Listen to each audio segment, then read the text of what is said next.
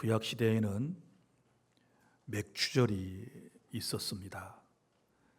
맥추절은 보리 농사와 밀 농사를 한 다음에 첫 열매를 하나님께 드리는 절기였습니다. 하나님의 은혜로 농사를 잘 짓게 된 것, 일용할 양식을 주신 것에 대한 감사의 마음으로 맥추절을 지키게 된 것입니다. 이제 신약 시대에는 구약의 절기는 폐하여졌기 때문에 우리가 지키지 않습니다. 그럼에도 불구하고 현대의 맥추 감사 주일은 구약 시대의 맥추절에 기인하고 있는 것입니다. 금년 한 해 동안 우리는 하나님의 은혜로 살았습니다. 벌써 6개월을 마무리했습니다. 반년 동안도 하나님의 은혜로 살았음을 감사하고 또 금년 후반기 오늘이 첫 주일입니다. 이 첫 주일을 하나님께 또 드리면서 한 해에 주실 은혜를 기대하고 감사하며 우리가 맥주 감사 주일 예배를 드리게 되는 것입니다. 오늘 이 시간에는 히스기야의 감사를 함께 배우기를 원합니다. 사람들은 평범한 날의 소중함을 잘 모르고 살아가고 있습니다. 건강할 때는 건강을 당연하게 여기고 또 가족과 함께하는 시간도 계속 될 것처럼 생각하며 살아갑니다. 날마다 숨을 쉬고 걷고 먹고 일하는 일이 얼마나 큰 은혜인지를, 소소한 우리의 일상이 하나님께서 우리에게 주신 얼마나 큰 복인지를 우리는 생각하지 않고 살아갑니다.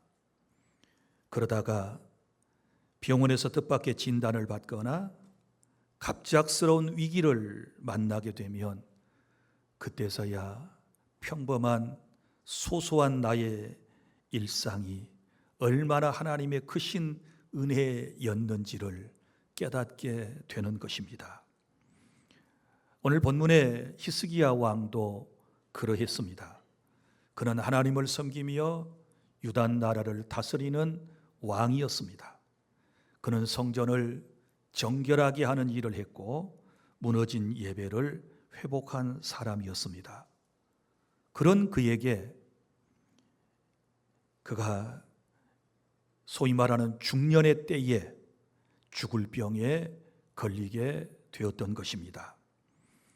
그때 이사야 선지자는 히스기야에게 찾아와서 하나님의 말씀을 전해 주었습니다. 너는 내 집에 유언하라. 네가 죽고 살지 못할 것이다. 청천벽력과 같은 말씀이 그에게 선포된 것입니다. 자, 이러한 상황에서 왕의 권력도 생명을 지켜주지를 못했고 또 그가 가진 재물도 죽음을 막아주지 못했고 그가 거느린 군대도 왕의 질병을 물리치지를 못했던 것입니다. 그때 히스기야는 자신의 얼굴을 벽으로 향했습니다. 그의 얼굴을 벽으로 향했다라고 하는 것은 이 어려운 상황에서 사람을 보지 않고 환경도 보지 않고 오직 모든 왕의 체면을 내려놓고 나는 하나님만을 바라보겠습니다 라고 하는 의지적 결단의 표현이었던 것입니다. 그는 왕의 체면을 내려놓고 벽을 향하여 통곡하며 기도했습니다. 하나님께서는 그의 기도 소리를 들으셨고 그의 눈물을 보셨습니다. 그리고 그의 생명을 15년을 더하여 주신 것입니다.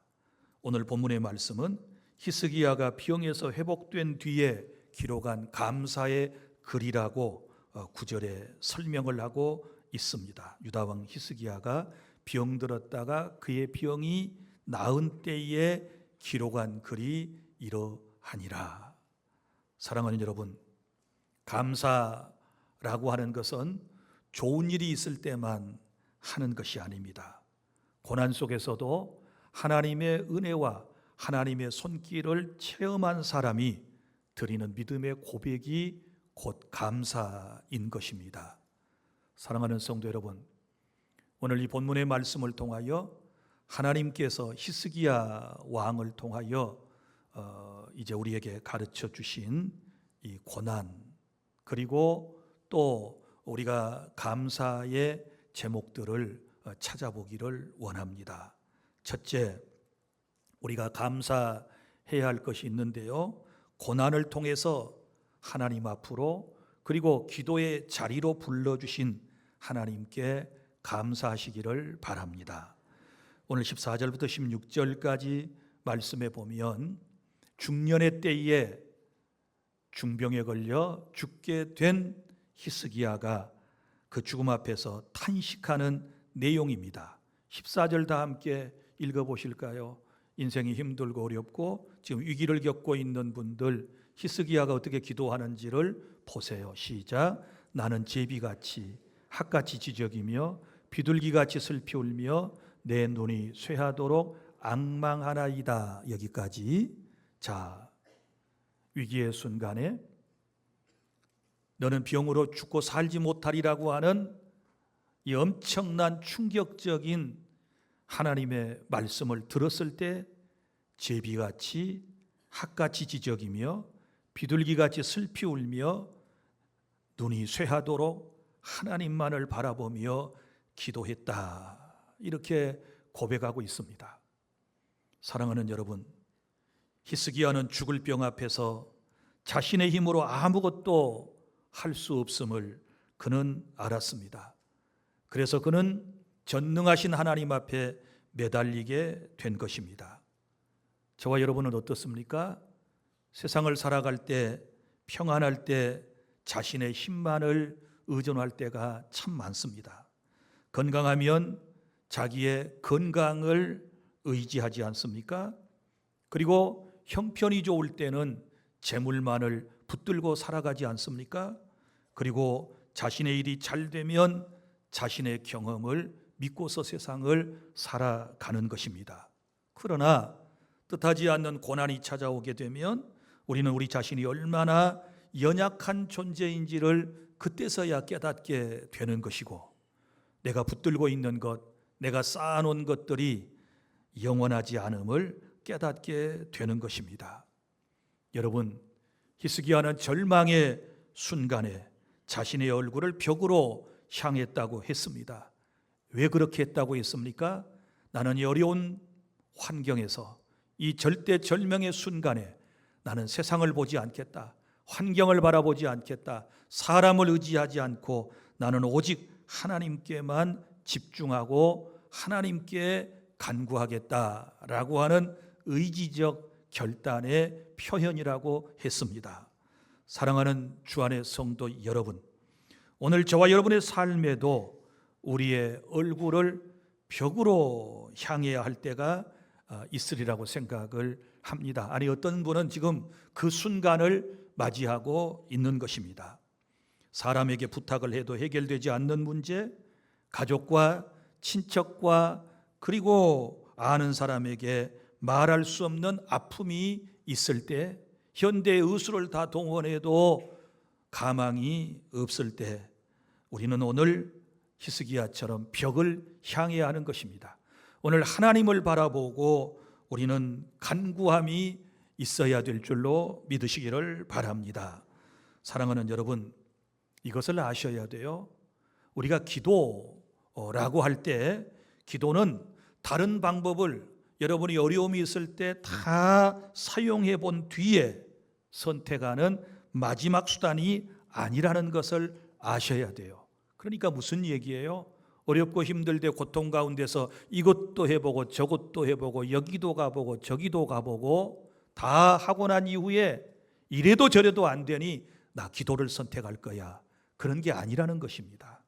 그러면 기도는 무엇입니까? 가장 먼저 어려울 때 우리가 해야 할 일인 줄로 믿으시기를 바랍니다. 히스기야 왕처럼 사람을 보기 전에, 환경을 대하기 전에 하나님을 먼저 바라보는 그런 은혜가 우리 모두에게 있기를 바랍니다. 그리고 또한 기도는 내가 나의 언변을 통하여 하나님을 움직이는 기술이라고 생각을 해서는 안 되는 것입니다. 내가 기도하면 하나님께서 내 기도에 따라 움직여 주실 거다, 이렇게 생각을 하면 그것은 오산인 것입니다. 기도는 우리의 삶을 하나님의 손에 맡기는 것인 줄로 믿으시기를 바랍니다. 여러분, 히스기야가 어려움 가운데서 하나님을 찾고 하나님께 기도했더니 우리 하나님께서 히스기야에게 응답하셨습니다. 말씀을 주셨습니다. 38장 여기 말씀에 보면 6절 5절에 하나님께서 이사야 선지자를 통하여 이렇게 응답하십니다. 너는 가서 히스기야에게 이르기를 내 조상 다윗의 하나님 여호와께서 이같이 말씀하시기를, 다 함께 시작. 내가 내 기도를 들었고 내 눈물을 보았노라. 내가 내 수안에 15년을 더하고. 할렐루야. 여기 말씀 분명하게 주님께서 우리에게 말씀하셨습니다. 내 기도를 들었고 하나님께서 내가 힘들고 고통당할 때 부르짖는 기도를 듣지 않으실 거라고 생각을 했는데 하나님은 듣고 계셨다는 겁니다. 할렐루야. 내가 하나님 앞에 간구할 때 쏟아내는 눈물을 하나님은 안 보고 계신 줄 알았더니 하나님께서 말씀하시기를 내가 보았어, 이렇게 말씀을 하시는 것입니다. 사랑하는 성도 여러분, 오늘 여러분이 고난의 현장에 있을 때 하나님 앞에 히스기야 왕처럼 기도하며 통곡의 눈물을 쏟고 있을 때마다 우리 하나님께서 듣고 보고 계시고 알고 계시고 그리고 찾아오셔서 응답해 주심을 믿으시기를 바랍니다. 물론 우리가 하나님께 기도했다고 해서 모든 문제가 즉시로 해결되는 것은 아닙니다. 기도하고 때때로는 기다려야 하지요. 때때로는 내가 기도했던 것과 다른 응답을 하나님께서 대체하여 우리에게 주실 때도 있으실 것입니다. 그러나 그럼에도 불구하고 하나님은 고난을 통하여 하나님께 나와서 부르짖어 간구하는 성도의 기도를 꼭 기억하시고 응답해 주심을 믿으시기를 바랍니다.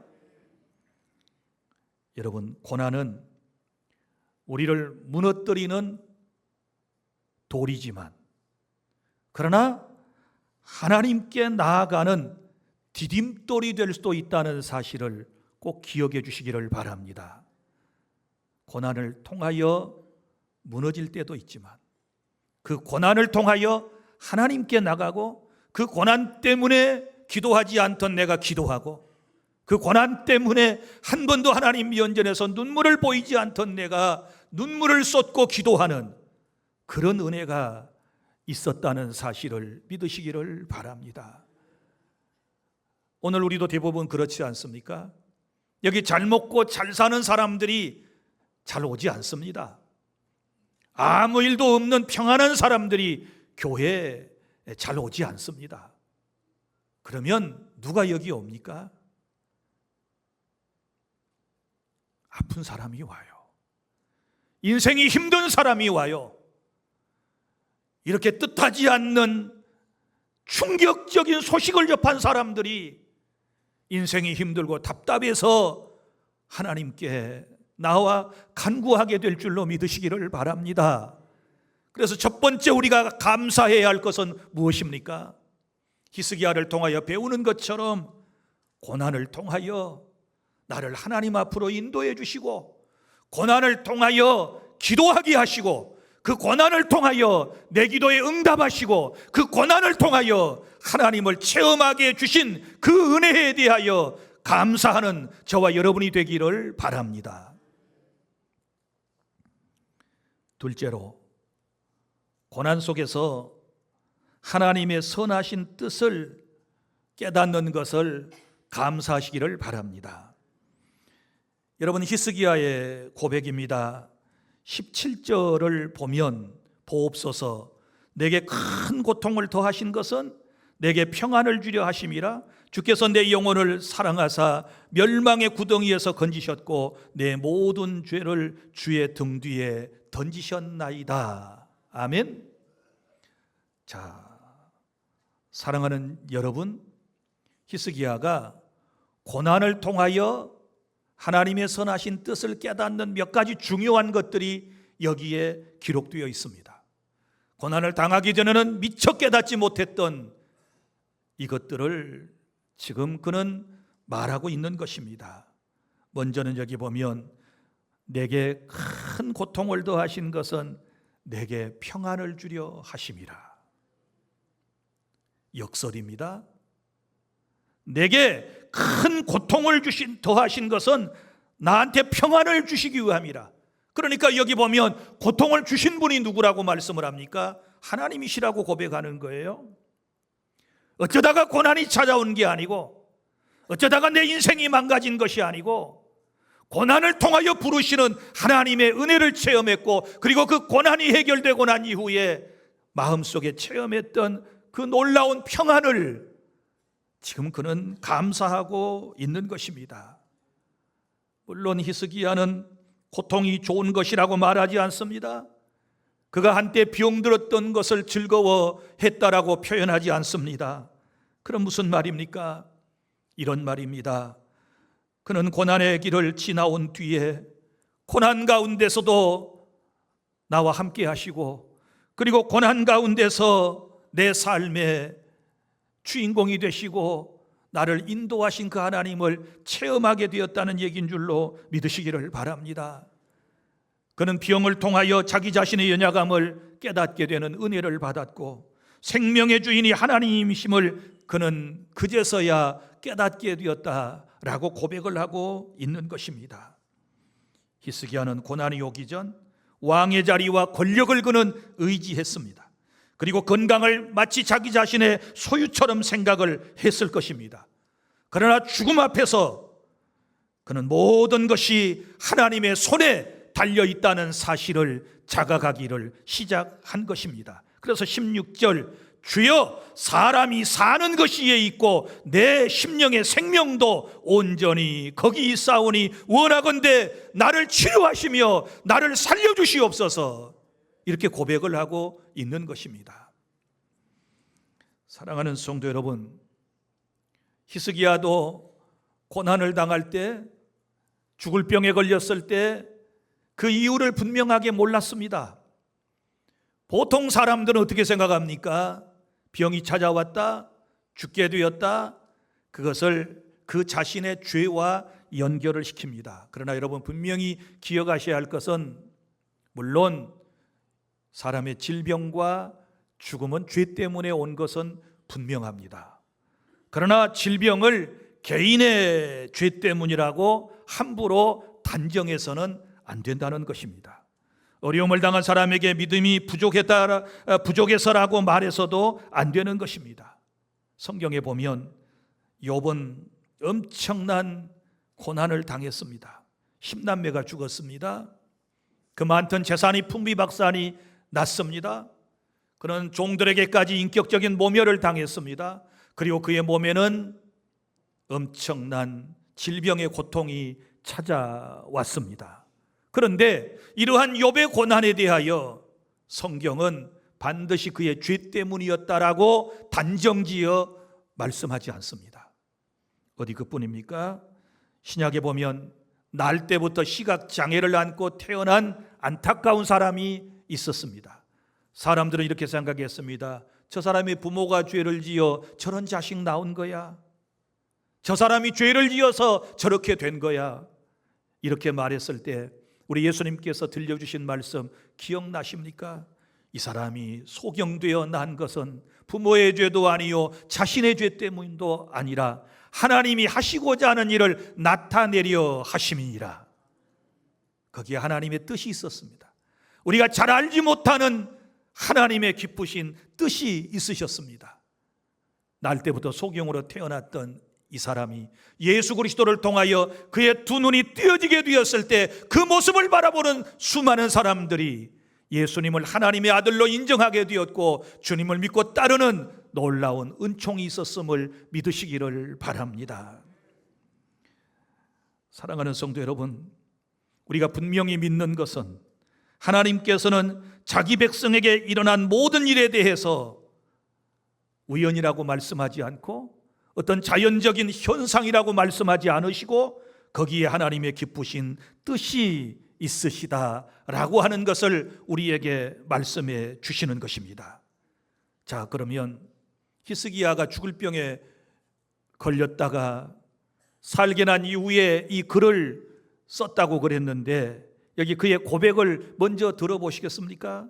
그가 고난을 당한 이후에 선하신 하나님의 뜻을 깨달았는데 바로 이런 거지요. 하나님의 사랑을 깨닫게 돼요. 17절, 주께서 내 영혼을 사랑하사 멸망의 구덩이에서 건지셨고, 믿습니까? 하나님이 미워서 히스기야에게 죽을 병에 걸리게 하신 것 아니라고 말합니다. 주께서 나를 사랑하사, 자, 주님께서 내 영혼을 사랑하사 멸망의 구덩이에서 나를 건져내 주셨다. 하나님의 사랑을 깨닫게 된 것입니다. 사랑하는 성도 여러분, 지금 내 삶이 이해가 되지 않더라도, 내가 육체의 질병 때문에 힘들고 아파도 하나님이 나를 여전히 사랑하고 계심을 믿으시기를 바랍니다.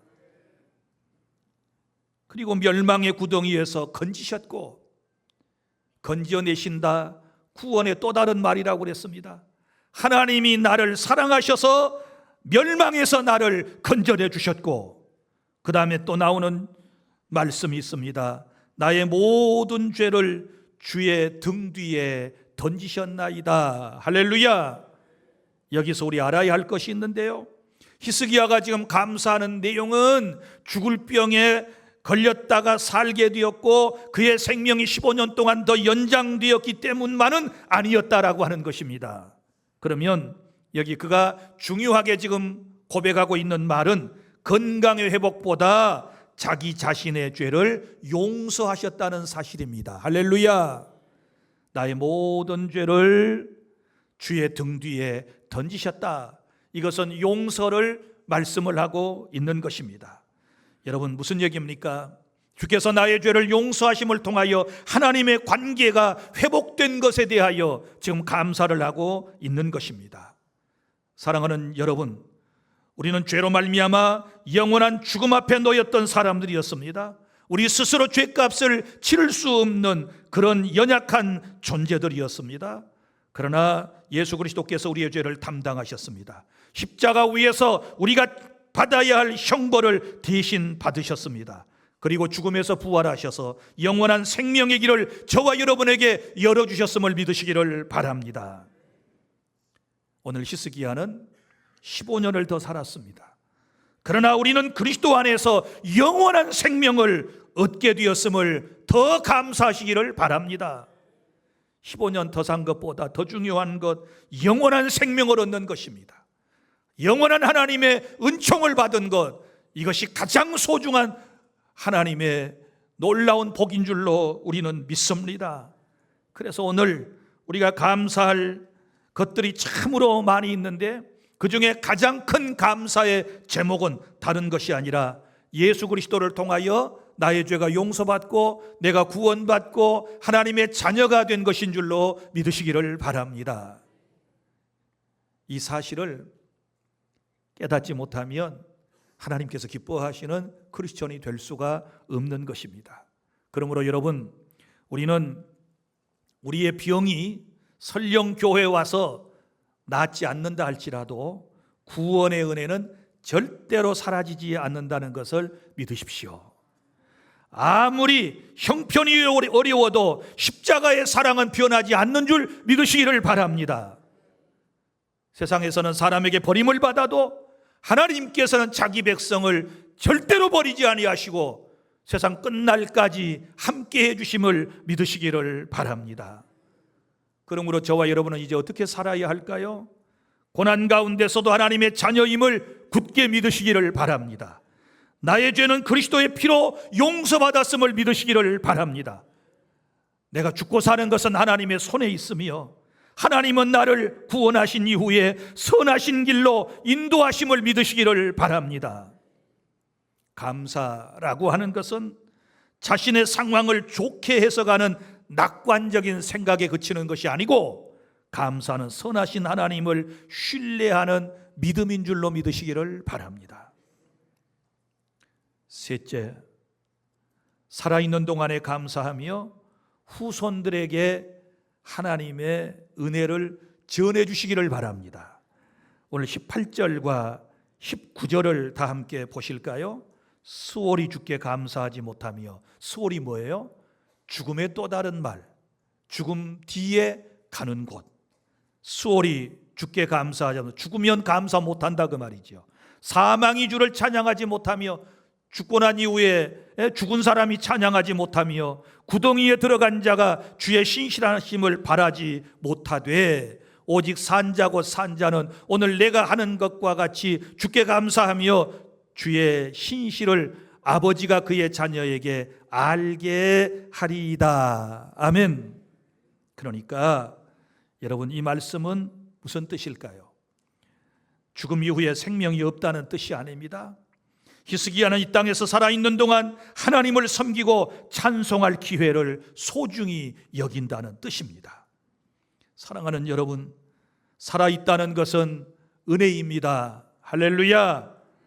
오늘 눈 뜨고 있는 것이 은혜요, 숨을 쉬고 있는 것이 은혜요, 예배 자리에 나온 것이 은혜요, 오늘 시간 말씀을 전하고 듣는 입술과 귀가 있고 깨닫는 마음이 있는 것이 하나님의 복인 줄로 믿으시기를 바랍니다. 우리는 없는 것만 생각하며 원망하고 투덜거릴 때가, 불평할 때가 너무 많습니다. 주신 것은 잊어버리고 없는 것만 생각하며 투덜거립니다. 감사라고 하는 것은요, 이미 받은 은혜를 헤아리는 데서부터 시작된다는 것을 기억해 주시기를 바랍니다. 보십시오. 이 시간 이것저것 약간의 불편한 것들이 있는 분들이 있을 수 있어요. 몸이 완전히 건강하지 못하여 예배 시간에도 여기저기 아픈 분도 있을 수 있어요. 그러나 여러분, 지금 숨 쉬며 여기 있는 것에 대하여 감사하시기를 바랍니다. 많은 재산은 없어서 여러분 생각해 보면 먹을 양식 있는 것에 대하여 감사하시기를 바랍니다. 또한 가족 때문에 힘들어도 그래도 사랑하고 기도할 대상이 있어서 하나님께 감사하시기를 바랍니다. 모든 문제가 다 해결되지 않았어도 그 문제를 해결해 주시기 위하여 내 안에 계시고 내 곁에 계신 나의 하나님이 계심에 대하여 감사하시기를 바랍니다. 성도 여러분, 감사라고 하는 것, 많이 가지고 누리는 사람이 하는 것이 아니라 하나님이 주신 은혜를 깨닫는 사람이 하나님께 감사한다는 사실을 믿으시기를 바랍니다. 늘 말씀을 드리지만 think 하니 땡큐 하다, 기억나시는가요? 내가 한 10번도 더 한 것 같은데, think 하니 땡큐 하다.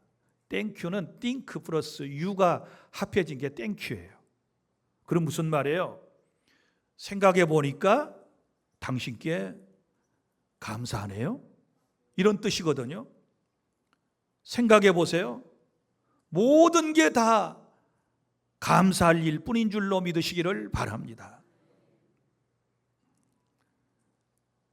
제가 아침에 8시 예배를 드리고 엘리베이터를 타고 올라오는데 모기 한 놈이 나와 함께 탔어요. 제법 큰 녀석이 윙윙거리며 날아다니는데 내 눈에 탁 보였어요. 지금 조는 사람 보이는 것처럼.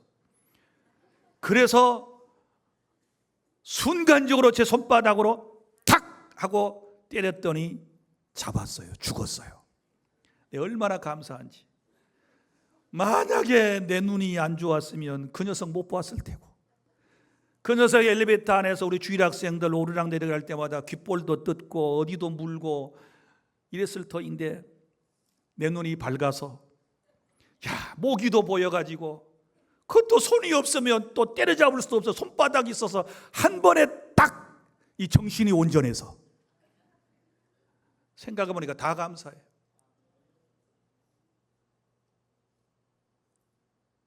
사랑하는 여러분, 우리가 감사하면요, 생각해보면 다 감사. 제가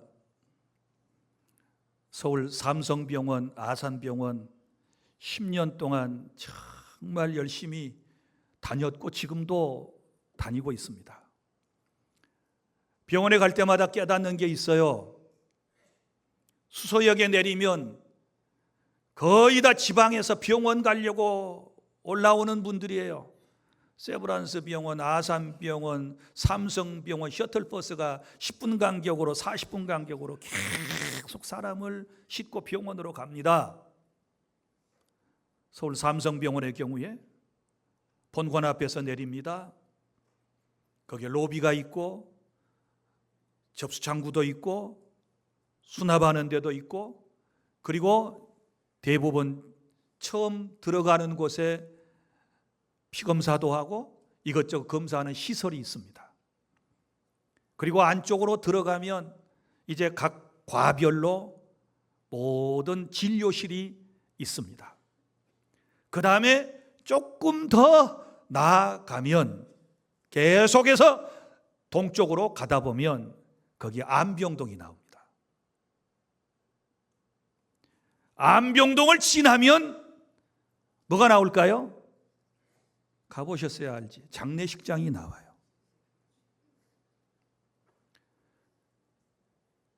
병든 사람이 그 병원 들어가서 치료받고 살아서 나오려고 가는데 맨 끝에 가면 장례식장이 기다리고 있습니다. 그러면 무슨 얘기예요? 거기 들어오는 사람 다 살아가는 것이 아니고 마지막 순간에 죽어서 나가는 사람도 있다는 것이고, 아무리 현대 의술이 발달되고 발전되고 각종 모든 기구들을 다 갖춰놓은 현대식 병원이라 할지라도 병들어서 죽는 사람들이 있어요. 병원 중환자실이나 응급실에 가보셨나요? 중환자실에 가보셨나요? 하루에 한두 번 면회되면 들어가면 산소호흡기를 대부분 다 착용하고 있습니다. 그거 다 산소를 돈 주고 지금 마시는 겁니다. 숨도 못 쉬고 힘들어하는 그 수많은 사람들이 거기에 있습니다. 사랑하는 여러분, 오늘 산소 마스크 하지 않고 지금 숨 쉬고 이 자리에 있는 거 감사하세요? 저처럼 모기가 눈에 보이는 거 감사하세요? 그 모기를 손으로 때려잡을 수 있는 손이 2개나 있는 거 감사하세요? 예배실까지 걸어와야 하는데 엘리베이터를 타고 올라올 수 있음도 감사하시기를 바랍니다. 다 감사해요. 띵크 하니 땡큐 하다. 집에 가서 잘 생각해 보시고 그저 감사하세요. 그리고 또 오늘 본문을 통하여 주시는 말씀이 있어요. 19절입니다. 아버지가 그의 자녀에게 주의 성실하심을 알게 하리이다. 이렇게 말씀을 합니다. 무슨 얘기고 하면 감사는 아버지가 다음 세대 아들, 딸, 후손들에게 전해야 된다 그 말이에요. 알려줘야 한다 그 말입니다. 하나님께서 하신 일, 주의 선하신 일들을 반드시 우리 세대가 가르쳐줘야 될 줄로 믿으시기를 바랍니다. 부모는 자녀에게 재산만 남기는 존재가 아닙니다. 좋은 집과 환경만 제공하는 것이 아니라고 생각을 합니다. 하나님께서 우리 가정을 어떻게 지켜주셨는지를 사랑하는 자녀들에게 말해주어야 하는 것입니다. 어려울 때 하나님께서 우리 가정을 지켜주셨단다. 하나님께서 우리 가정을 여기까지 인도해 주셨단다. 우리 가정 한때 힘들고 어려운 일이 있었지만 그때마다 주님께서 우리를 구원해내 주셨단다. 길이 막혔을 때 주님이 인도해 주셨고 넘어졌을 때 주님께서 다시 세워주셨단다. 우리가 힘들고 어려울 때 눈물로 기도할 때 하나님이 붙들어 주셔서 우리 여기까지 왔단다. 여러분들이 체험한 은혜를, 주의 신실하심을 많은 사랑하는 자녀 손손에게 꼭 전해주시기를 바랍니다. 여러분, 부모가 불평하면 자식은 뭘 배울까요? 불평을 배워요. 그러나 부모가 감사하면 자식은 무엇을 배울까요? 감사를 배우고 감사하는 사람이 되는 줄로 믿으시기를 바랍니다. 그러므로 식탁에서 감사의 말을 하시기를 바랍니다. 여러분 자신이 기도의 응답을 받은 사실에 대하여 가족들에게, 자녀에게 말해 주시기를 바랍니다. 식탁에서, 자녀들 앞에서 교회와 목사와 성도를 비난하기 전에 하나님께 받은 은혜를 먼저 나누시기를 바랍니다. 식탁 앞에서 미련하게 교회에 대하여, 목사에 대하여, 성도들에 대하여 부정적인 얘기를 하고 욕하는 얘기를 하면 그 자식이 교회에 올 것 같습니까? 부모님이 부정적으로 평가하는 그 못된 교회에 자녀들이 올 것 같습니까? 엄마 아빠가 욕하는 그 목사의 설교를 듣기 위해서 자녀들이 올 것 같습니까? 그렇게도 흉보는 장로가 있고 권사가 있고 집사가 있는 그 교회에 그 자식이 와서 앉아 있겠습니까? 생각해 보십시오. 지혜를 가지시기를 바랍니다. 우리 하나님은 사랑이시다. 우리 교회는 좋은 교회다. 우리 목사님 좋은 분이다. 아멘 안 해도 괜찮아요. 지금 하셔야 돼. 우리 성도들 좋은 분들이다. 잘하셨어요. 그렇게 말해야 그 신앙을 배우게 되는 겁니다. 여러분, 자식은 부모를 보고 신앙을 배워요. 지금 뭐 죽일 놈 살릴 놈 하지 말고 여러분이 어떻게 자녀들 앞에서 행동하셨는가를 한 번쯤은 점검해 보시지요. 사랑하는 주안의 성도 여러분, 그래서 이제는 여러분의 자녀에게 주의 성실하심을 다 알리는 귀한 사명을 감당해 주시기를 바랍니다. 그리고 마지막으로 20절입니다. 이제 히스기야의 고백이 나옵니다. 그러면 히스기야는 지금까지 체험한 이 놀라운 은혜를 어떻게 감당하겠다는 것입니까? 여기 20절, 여호와께서 나를 구원하시리니 우리가 종신토록 여호와의 전에서 수금으로 나의 노래를 노래하리로다. 할렐루야. 무슨 얘기입니까? 이제 하나님의 은혜를 한두 번이 아니고 종신토록 내가 죽을 때까지 하나님을 찬양하며 감사하는 일을 감당하겠습니다라고 하는 고백인 줄 믿으시기를 바랍니다. 히스기야의 감사는, 그의 충성은 한순간으로 끝난 게 아니었습니다. 그는 남은 생애 동안 하나님을 찬송하겠다고, 하나님을 섬기겠다라고 지금 고백하고 있는 것입니다. 사랑하는 성도 여러분, 좋은 날에는 하나님이 베풀어 주신 은혜에 대하여 감사하십시오. 어려운 때에는 하나님의 은혜를 붙드시며 감사하시기를 바랍니다. 응답을 받았을 때에는 기쁨으로 감사하고 기다리는 동안에도 신실한 하나님을 믿으며 감사하시기를 바랍니다. 감사는 문제를 없애주는 주문이 아닙니다. 그러나 문제를 바라보는 시선과 생각을 바꾸어주는 것이 감사의 능력인 줄로 믿습니다. 원망과 불평은 은혜를 가리고요, 하나님의 복을 막는 아주 나쁜 것입니다. 제가 이런 생각을 해봤어요. 하나님이 우리를 사랑하신다고요. 그 사실 믿습니까? 그리고 여호와 일의 하나님이시니까 내가 필요한 것을 늘 준비하고 계시다가 우리에게 가져오시는 분이심을 믿으시기를 바랍니다. 그래서 어느 날 하나님께서 내가 꼭 필요한 것을 다 준비해 가지고 우리 집 문 앞에 오셨다고 생각을 해봤어요. 그런데 집안에 들려오는 소리가 원망하고 불평하고 투덜거리고 막 싸우는 소리가 들려오면 내가 하나님이라면 나 기분 나빠서 그냥 다 가지고 돌아갈 것 같다. 어떻게 생각하십니까? 그 하나님이 준비해 오신 복을 받기를 원하십니까?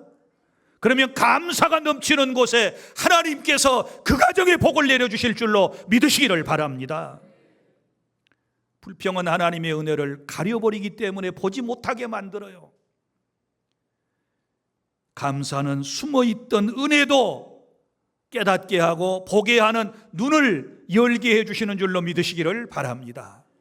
감사하면 소소한 일상에 대한 감사가 보여질 거라고 제가 말씀을 드렸지 않았습니까? 그런 은혜 속에 살아갈 수 있기를 바랍니다. 사랑하는 성도 여러분, 이제 말씀을 맺습니다. 지나온 삶을 돌아보시기를 바랍니다. 우리가 잘해서 여기까지 온 것 아니지 않습니까? 하나님께서 붙들어 주셨기 때문에 오늘 이 자리에 있음을 믿으시기를 바랍니다.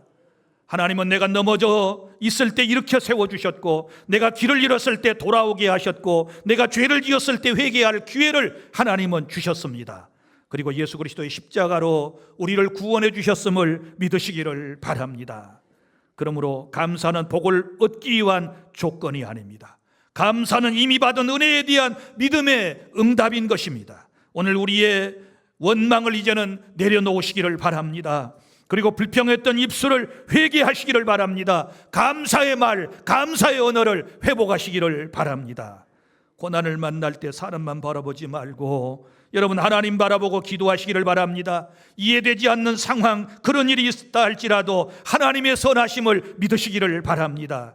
살아있는 동안 받은 은혜를 기억하고 전해주시기를 바랍니다.